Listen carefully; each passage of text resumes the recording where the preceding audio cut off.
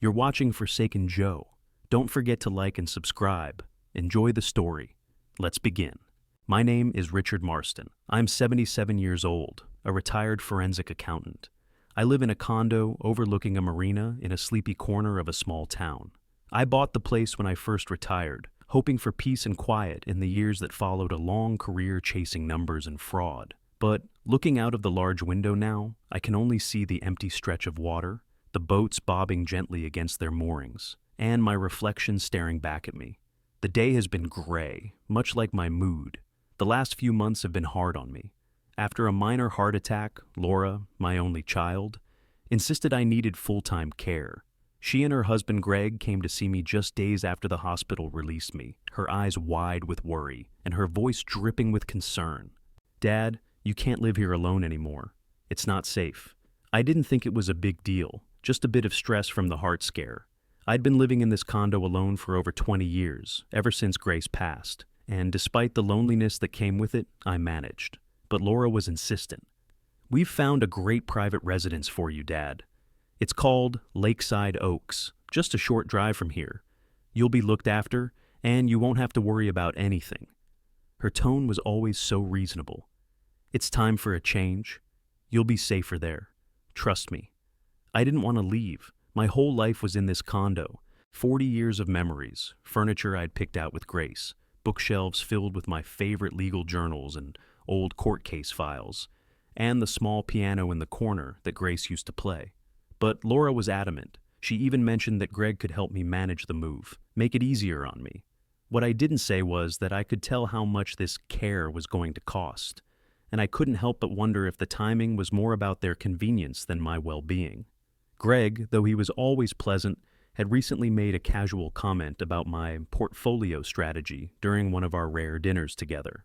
Why would Greg care about my financials, if not for the fact that he thought he could benefit from them? A couple of days later, after much discussion, Laura and Greg arranged everything. The moment I stepped into the modest Lakeside Oaks elder retreat, I knew I was being pushed out of my life, my home. My condo had been sold without my consent, without even a word from Laura or Greg. "Dad, it's for your safety," Laura had said, with that same reasonable tone as we entered the building. The very same tone that made me feel like a child again. As they guided me to my new room, I wondered how it had come to this, how my only daughter, the woman I'd raised, could orchestrate this. There was no real conversation, no asking if I wanted to stay in my home, no acknowledgement of how much I hated the idea of leaving, just a quiet, insistent push toward this new chapter of my life. They had already packed my things, and the movers arrived the next morning. I had no choice but to follow, and so here I am. In a sterile room with beige walls and a window that overlooks nothing but a small garden and a few older residents sitting on benches. This was the great private residence. The first few days at Lakeside Oaks were worse than I could have imagined. The care was underfunded, the staff overworked, and the residents left to sit idly by in sterile rooms that seemed more like hospital wards than a home. The food was bland, the activities were lackluster, and I couldn't shake the feeling that I had been shoved into a corner, forgotten, and left to wither. I was still weak from the heart attack, but even if I hadn't been, it would have been hard to ignore the suffocating sense of isolation here.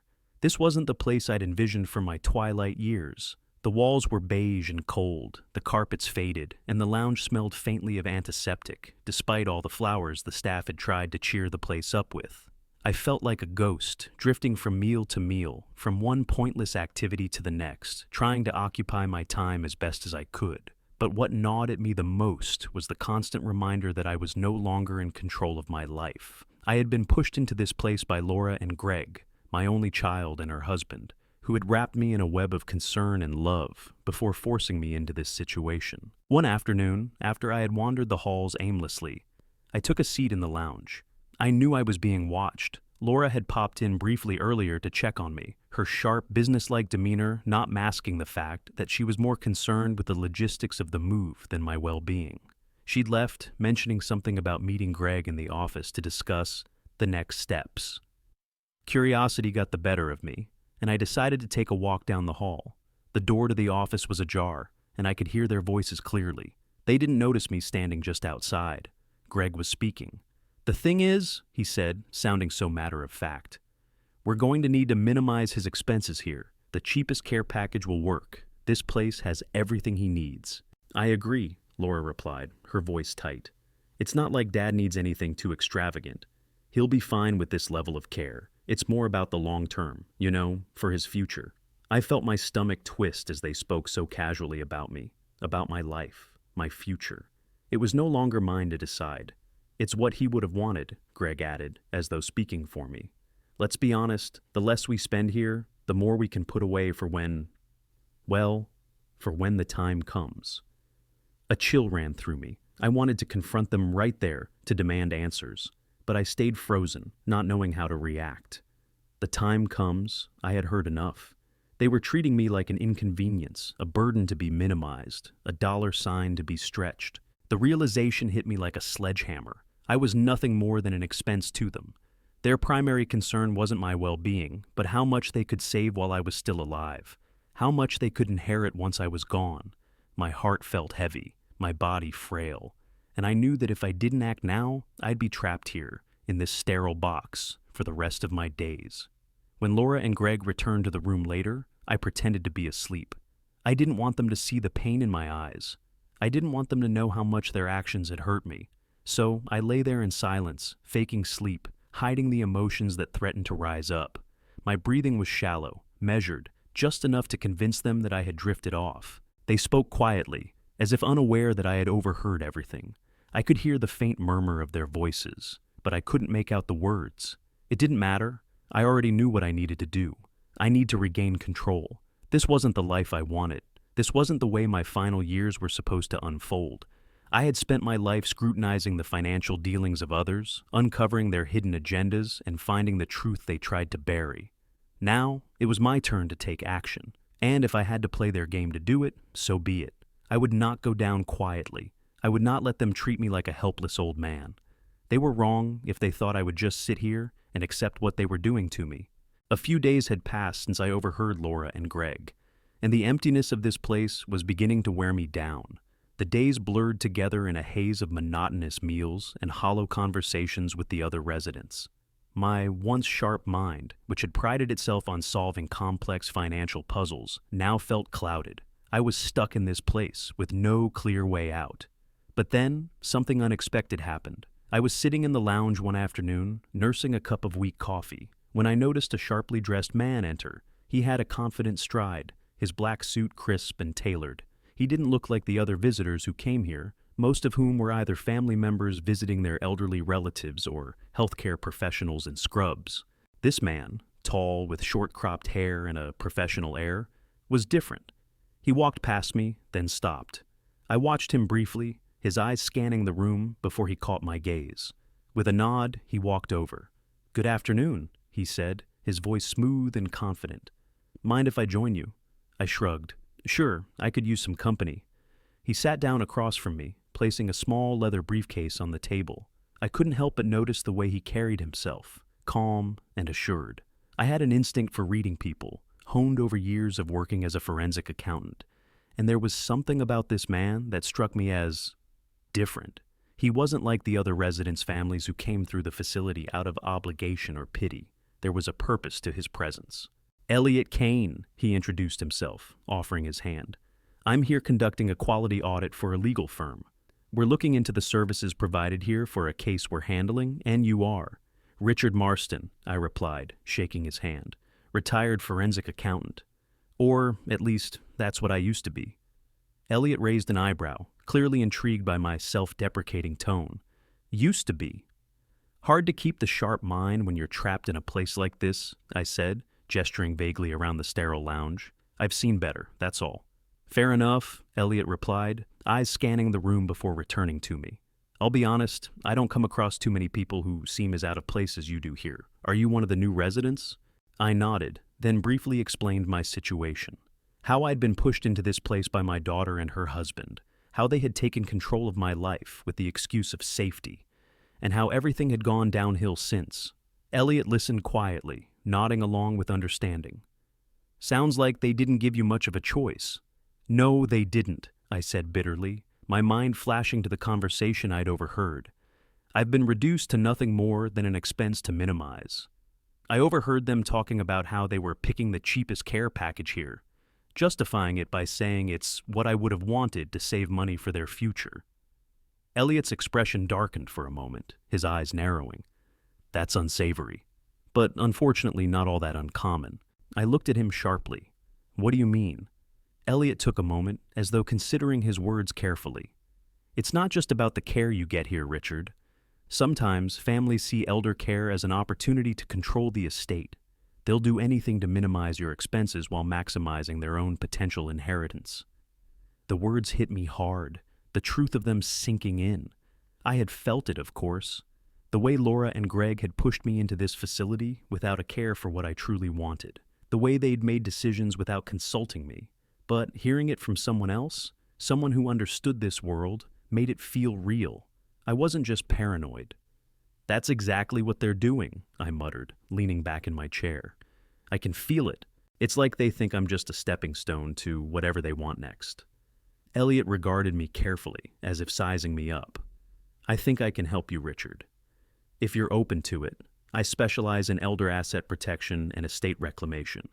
I've helped people in situations like yours, where families try to take control of what isn't theirs to take. My heart skipped a beat. Estate reclamation. You mean, you can help me get back what's mine? Elliot smiled faintly, his expression hardening with quiet determination. If you're willing to act fast and keep this quiet, yes. We can look at ways to regain control over your finances and redirect your estate into your own hands. You don't have to be a pawn in their game. I stared at him, the prospect of freedom opening up before me, and you'd help me. For nothing. Pro bono, Elliot confirmed. For justice, and because I like a good story. I could hardly believe it. Here, in this place, I had found someone who wasn't just another uninterested staff member or distant family member. Elliot Kane wasn't just trying to make a buck. He was offering me a lifeline. I'm listening, I said, the quiet resolve settling in. What do I need to do? Elliot slid a business card across the table. Call me when you're ready. I'll make sure you have everything you need to set things right. I took the card, feeling the weight of it in my hand. It was a lifeline, and for the first time in days, I felt like I had a real chance to turn things around. The old laptop sat on the small wooden desk in my room, collecting dust since Greg had dismissed it as little more than a tool for checking the weather. It had seemed an insignificant gesture at the time, just another way for him to remind me that I wasn't in charge of anything anymore. But now, as I sat in this sterile, lifeless room at Lakeside Oaks, it felt like a lifeline. I had been in this place for just a few days, and already the walls felt like they were closing in on me. The underfunded care, the disinterested staff, and the overwhelming sense that no one here actually cared about me had started to wear on my spirit. If anything, the isolation was worse than the physical frailty I'd been battling since my heart attack. But I knew one thing for certain. I wasn't going to be someone's pawn. I powered up the laptop and opened the browser, determined to research the options Elliot had hinted at. I remembered him mentioning upscale residences, but the details were fuzzy. He had spoken about Seabright Manor, a place that had been described almost like a resort, with gourmet dining, private suites, tailored medical care, everything I'd dreamed of but thought impossible now. Seabright Manor wasn't in any of the brochures at Lakeside Oaks. It was a name that lingered in the back of my mind like an untouched escape. I had the feeling that if I didn't act quickly, I'd be stuck here, forgotten and alone. I typed the name into the search bar, the screen filled with images of stunning coastal views, elegant dining rooms, and residents engaging in lively conversations. The site touted live classical music, art classes, and a sense of autonomy that Lakeside Oaks could never offer. I clicked through the pages, reading descriptions of the luxurious accommodations and personalized care provided. This is what I deserve, I thought, my heart beating a little faster. If this place was everything it seemed to be, it would be a sanctuary, a place where I could regain my independence and control over my life. There was a contact form on the website. A voice inside me urged me to fill it out, to reach out. But I hesitated, unsure if I could pull it off without tipping anyone off. I closed the laptop, lost in thought. As I sat there in the silence, my mind raced. I knew I couldn't stay here much longer. Lakeside Oaks was a dead end, a place where my life would just slip away unnoticed. Seabright Manor was my only real shot at reclaiming my dignity. But how could I leave without drawing attention? How could I escape the watchful eyes of Laura and Greg? A plan began to take shape. I thought of Elliot and how he had offered me a way out, but I knew I couldn't do it alone. I needed him, someone who could help me escape this place and take the first step toward the life I wanted. I picked up my phone and dialed his number, fingers trembling. After a few rings, he answered. "Elliot Kane," he said smoothly. "It's Richard. I've been thinking about Seabright Manor. I want to visit. I need to see it for myself." No, there was a pause on the other end, then a quiet chuckle. "I figured you'd say that. I'll arrange the visit. Just a heads up. We'll need to keep it discreet. I'll distract the staff while you sign yourself out for the day. We don't want to raise any alarms." "Thank you," I said, relief flooding through me. "I'm ready. I need to make this happen." "I'll text you the details," Elliot said. "Get your things together. You'll be out of there before anyone knows it." As the call ended, I felt a glimmer of hope that I hadn't felt in days. I wasn't powerless. I was going to take control of my life again. Seabright Manor felt like a world apart from the sterile, lifeless halls of Lakeside Oaks. As soon as I stepped through the grand entrance, the difference was undeniable. The air was warmer, richer, and filled with an understated elegance. Classical music floated softly in the background, emanating from an unseen speaker, setting a calm yet invigorating tone. The lobby was a masterpiece, with plush armchairs arranged around grand chandeliers and walls adorned with paintings that might have belonged in an art gallery. I stood still for a moment, taking it all in. This wasn't just a place to live. It was a place to thrive, to feel alive. There was an energy here that Lakeside Oaks could never have offered, a blend of luxury and dignity that gave me hope. Elliot had been right to bring me here. He had arranged for a tour of the facilities, and I was led through halls lined with open doors that revealed bright, airy suites. The spaces were designed with comfort and independence in mind. Each room had private balconies overlooking the ocean or beautifully landscaped gardens, and the residents I passed greeted me with smiles, as if they genuinely enjoyed being here. I was shown to the dining area, where the chefs were preparing meals from an open kitchen, the aroma of gourmet food wafting through the air. The kitchen staff worked seamlessly, their attention to detail obvious in every dish they crafted. This wasn't institutional food. This was restaurant-quality cuisine, served in a setting that felt more like a luxury resort than an elder care facility. "I'm impressed," I said to the woman leading me, who nodded as she guided me to another area. "We like to think of ourselves as a community, not just a facility," she explained. "We have resident councils, art classes, regular social events, and we ensure that every resident has the freedom to live their lives as they choose." Freedom. That word kept echoing in my mind, filling me with a sense of possibility I hadn't felt in years. It was then that I met Julia Drayton. She was a retired opera singer, elegant and poised, sitting in a cozy corner with a coffee in hand. She was in her late 60s, but there was something about her, something refined, that made her seem timeless. When she saw me wandering nearby, she waved me over, her smile warm but slightly mischievous. "Do sit with me," she said, her voice melodic, the kind of voice that used to command attention on stage. "You look like someone who's in need of a good conversation." I sat down across from her, intrigued by her presence. She introduced herself, and we began talking, first about Seabright Manor, then about our lives. She shared her story with an openness that was rare in this place. "I came here after my children started to. Well, let's just say they stopped being interested in me," she said, her eyes flicking briefly to the garden outside. "It's not that they were unkind, but there was always a sense that I was just a burden, something to be managed, not someone to be cared for. I needed a place that would give me dignity." Her words struck a chord with me. That was exactly how I felt at Lakeside Oaks. There, I had become a burden. Here, however, it felt different. I felt like I could be me again. "I found what I was looking for here," Julia continued, sipping her coffee. "I'm still independent. I still have my own voice, my own choices. The staff here aren't just paid to care for us. They care because they want to." I listened, mesmerized. Julia was so at ease, so confident in her decision to live here, to regain control of her life. It was a vision I hadn't allowed myself to imagine, until now. By the time the tour concluded, I had made up my mind. I needed to be here. I couldn't stay at Lakeside Oaks with its cold walls and empty promises. I didn't want to be someone's pawn, held hostage by family members, more concerned with their inheritance than with my well-being. I wanted independence, dignity, and peace. Seabright Manor was the place where I could have that. I called Elliot later that day, my voice steady despite the excitement I felt building inside. "I want to move in," I told him. "I'm ready to make it official." "Great," he replied. "I'll help you with the paperwork. You'll transfer your financial trust here, directly to Seabright, in exchange for lifetime care. It'll bypass Laura and Greg entirely." "Let's do it," I said, a sense of resolve settling over me. For the first time in a long time, I felt like I was taking back control.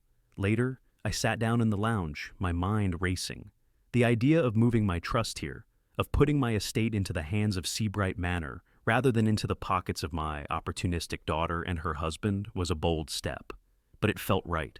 I'd spent so many years working hard, trying to secure a future for myself and my family, and now it was time to secure my own future, on my terms. As the days passed, the plans were put into motion. In 3 days, I would be leaving Lakeside Oaks behind. Laura and Greg would be in Italy on their lavish overseas trip, and I would finally be free of their control. I would begin a new chapter, one where I was treated with the dignity I deserved. It felt like the beginning of something new, a chance to start again. For the first time in years, I could see the possibility of a life that was truly my own. Back at Lakeside Oaks, the days dragged on in an endless monotony of bland meals and lifeless interactions. But I couldn't let myself remain here. The truth was too clear now. This place wasn't for me. I was just a number on a list, a patient to be shuffled through the motions of life, and I was done with it. I wasn't going to fade away here, not when I had a chance to reclaim my dignity. The old laptop, Greg's dismissive weather-checking machine, was still on the desk beside me. It had been my lifeline during my brief escape to Seabright Manor, and now it was the final link to severing the ties that bound me to this dreary place. I opened the laptop and navigated to the email app, my hands trembling slightly. My fingers hovered over the keyboard for a moment before I started typing. "Laura, I've redirected the estate." The words were simple. It felt almost too easy writing them. I had to suppress a small grin as I typed. After everything, after all the manipulation, this was my way of taking back control. I wasn't just leaving this place physically. I was taking everything that had been mine for years, the life I had worked so hard for, the money I had accumulated, and redirecting it to where I could ensure my own future. The truth was, I didn't trust Laura and Greg with it anymore. Their actions had made that clear. I hit send without a second thought. The moment the message left my inbox, I felt a weight lift from my shoulders. I was finally doing what I should have done a long time ago. For the first time since I'd been shoved into Lakeside Oaks, I felt alive again. Later that afternoon, as I prepared for my move, my phone buzzed. I glanced at the screen. "Laura." The message was there before I could even answer. "What do you mean, redirected the estate?" I could almost hear her voice, sharp, accusatory through the screen. The panic was already setting in. Before I could reply, another message appeared, this one from Greg. "You've done what?"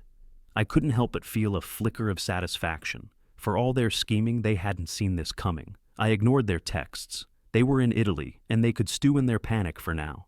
I had made my move, and nothing they said or did could change that. Later that evening, I was settling into my new suite at Seabright Manor. The room was spacious and light-filled, the windows offering a breathtaking view of the gardens below, a far cry from the sterile, cramped quarters at Lakeside Oaks. The warm, inviting atmosphere here felt like a fresh start. I made my way down to the lounge, where I joined a small group of residents for a poetry reading. The voices around me were soft but engaged, filled with a quiet sense of camaraderie. For the first time in years, I felt like I belonged somewhere, not as an afterthought, but as an individual with a voice. Afterward, I joined Julia Drayton, the retired opera singer, and her friend, a retired judge, for a game of chess in the lounge. Julia had shared her story with me earlier, about escaping her own children's control, and I felt a deep sense of solidarity with her. For the first time since my wife's passing, I felt a true connection with someone who understood what it meant to regain control over one's life. As we played, the small talk turned into something more meaningful. Julia's friend, a former judge, asked about my background, and we began discussing the nature of wealth, inheritance, and independence. I felt more alive in that one evening than I had in years. My soul, which had been quietly suffocating, was beginning to breathe again. I glanced around the room, feeling a sense of belonging. I had made the right choice. This wasn't just a place to live, it was a place to thrive. A place where I could spend my last years with dignity, where I would never again be seen as a burden. Later that night, as I retired to my suite, I allowed myself a small smile. I had taken control. And in a few days, when Laura and Greg returned from their trip, they would find that everything had changed. For the first time in years, I had put myself first, and it felt good. I had barely settled into my new suite at Seabright Manor when the phone call came. I had anticipated it, of course. Laura and Greg had been in Italy for a week, but the moment they found out about my message, about the redirected estate, their world would start to unravel. They had no idea where I had gone, and I was certain they wouldn't rest until they found me. But it still surprised me when I answered the phone in the quiet of my new space. "Dad," Laura's voice was sharp, cutting through the calm. "Where are you?" I didn't hesitate. "I'm at Seabright Manor." There was a long silence on the other end. A part of me could picture Laura's face, her confusion, and the panic setting in. She must have imagined me sitting in the sterile hallways of Lakeside Oaks, waiting for her to show up with some weak excuse. But I wasn't there anymore. "Seabright Manor." Her voice cracked slightly, disbelief lacing her words. "What are you doing there?" "I'm living here, Laura," I said, my tone steady. "I've made arrangements to stay. I've redirected my estate, and I'm starting fresh." "What do you mean redirected?" she asked, her voice rising. "What did you do? What about the plans we had for—" "The plans you had, Laura," I interrupted, "were never about me. I wasn't part of them. I'm not your expense to manage anymore. I'm not a check to cash." The silence stretched between us, thick with tension. "Dad, please." "This is crazy," she pleaded, her tone shifting from anger to desperation. "This isn't you. You're not thinking clearly. You're in some luxury retirement home now. You really want to be there. You've always hated that kind of place. You've always told me you'd never—" "I'm here because it's where I belong," I replied firmly. "And I'm done being manipulated. I'm done being treated like I'm some kind of burden. I'm using my resources for myself for once." There was another silence, and then I heard her voice tremble. "You don't even know what you're doing. You're making a huge mistake." "I'm not making a mistake," I said, leaning back in the plush chair. "I'm doing what I should have done years ago. What you and Greg have been doing, the way you've been taking from me, it stops here." Before she could respond, I heard Greg's voice in the background, muffled but urgent. Laura must have passed the phone to him, because his voice came through next, cold and calculated. "Richard, you can't just walk away from everything. We're your family. We've been taking care of you. You can't just run off to some fancy place and leave us with nothing. That estate is ours too." "You've never taken care of me, Greg," I said, my voice low but unwavering. "You've always been more interested in what's in my pockets than what's in my life. And now, I'm done letting you treat me like an ATM." "I'll have my lawyers look into this," Greg warned, his tone hard. "You can't just transfer everything without legal recourse. You're not thinking clearly. We'll take you to court if we have to." "I've already taken care of the legal side, Greg," I replied, my voice almost a whisper. "Elliot Kane, he's already worked with me on this. I've transferred everything to Seabright Manor in exchange for my care here. You'll find no leverage to stand on." I could almost hear him grinding his teeth. "You think you've won, but you haven't. You've made a huge mistake, and you'll regret it." "I've never been more sure of anything in my life," I said, hanging up before he could say anything else. It wasn't long after that the doorbell rang. I opened it to find Laura and Greg standing there, clearly rattled. They had tracked me down, driven by desperation and their belief that they could still control me. Greg was the first to speak. His face was tight with anger, his eyes darkened with frustration. "You've really gone and done it, haven't you, Richard?" He spat. "This place is just a way for you to escape reality. You're not thinking straight. We are your family. We've been looking out for you. And this is how you repay us." I felt the tension in my chest, but resisted the urge to snap. Instead, I crossed my arms and stood tall, the new sense of strength in me finally clear. "No, Greg," I said slowly. "This is how I repay myself. You've treated me like I was nothing but a wallet for too long. It stops now." Laura stepped forward, trying a different approach. "Dad," she said, her voice soft now, pleading, "I know you're angry, but this isn't the way. We're just trying to help you. You don't need to do this. Come back to Lakeside Oaks. We'll fix everything. We can work this out. No, Laura, we can't work this out. Not when the only thing you and Greg want from me is money. I don't want your help. I want my life back. Greg laughed bitterly, shaking his head. This is madness. You'll regret this. You'll be alone here.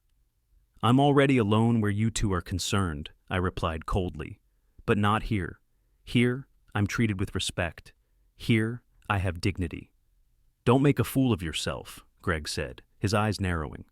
It's too late for that, I answered, feeling a quiet satisfaction at how calm I sounded. I've made my choice. Their confrontation ended without any resolution. Laura and Greg left, visibly shaken, and I felt a sense of empowerment that I hadn't known in years. They had no leverage left, no claim. This was my life now. As I stood there, watching them leave, I realized something. I wasn't just defending my financial assets, I was defending my right to live on my own terms. And for the first time in a long time, I felt that I was in control of my life again.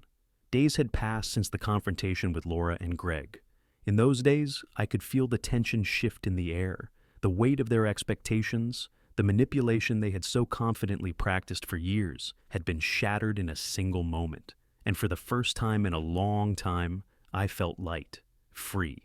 Seabright Manor had become my sanctuary, a place where I wasn't just a burden or a wallet. It was my home now. I could already feel the rhythms of my days falling into place. The mornings were filled with calm routines, slow, intentional breakfasts in the grand dining hall with other residents, the gentle sound of classical music floating through the air, the soft murmur of conversation. But what struck me most was the garden. Every day after breakfast, I would wander outside, breathing in the scent of the flowers that bloomed year-round. It was more than a garden. It was a place of peace, a space where I could clear my mind and reflect. I no longer felt like I was a prisoner of circumstance. I had joined some of the other residents for a casual walk that afternoon, and we spoke about everything and nothing. Julia, the retired opera singer I had met during my first visit, was often my companion. She had become a friend, someone I could trust. I found myself laughing again, something I hadn't done in years. It was during one of these walks as we sat on a bench and chatted about the state of the world that I received a message from Laura. Can we talk? It read. The question was innocent enough, but I knew it was driven by their need for answers, a desperate attempt to regain control. I didn't respond immediately. Instead, I put the phone down and continued to walk in the garden, my feet light against the gravel paths. For the first time, I wasn't afraid of what might happen next. The power dynamic had irrevocably shifted. I was no longer their pawn. A few days later, Laura and Greg arrived at Seabright Manor, a fact I learned when the front desk called to inform me of their arrival.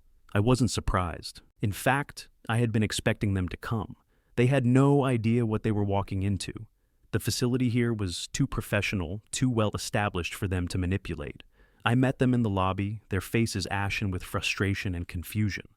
Laura, her once polished appearance now slightly frayed by the tension, stood beside Greg, who looked like a man who had been unceremoniously woken from a deep slumber. Dad, Laura said, her voice brittle, you can't just disappear like this. You can't do this. This isn't you. I didn't let her words get to me. I'm exactly where I need to be, I said, my voice calm but firm. You don't get to decide what's best for me anymore, Laura. This is my life. This is my decision. Greg stepped forward, a hint of anger in his eyes. You think you're in control now. You think you've won. You're not thinking clearly, Richard. You can't just walk away from everything. This estate, this money. This money is mine, Greg, I interrupted, my patience thinning. It always was. You and Laura were never concerned with my well-being. You wanted access to my estate, and now you won't get it. Not a penny.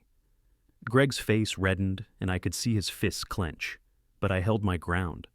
You're not getting anything from me anymore. Laura stepped in, her voice softer now, almost pleading. Dad, please.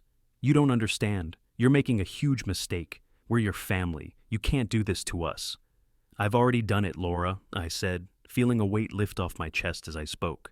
I've redirected everything, not for you or Greg, but for me, and I'm not sorry for it. I could see them both reeling from the realization that their power over me was gone, their shoulders slumped in defeat. Greg, trying to regain some semblance of control, spoke again. "We'll fight this, Richard," he said, his voice barely masking his frustration. "You're not in the right. We have every legal right to contest this." I raised an eyebrow. "I've already taken care of the legal side," I said, my voice unwavering. "Elliot Kane is handling everything for me. You'll find no leverage here. I've made sure of it."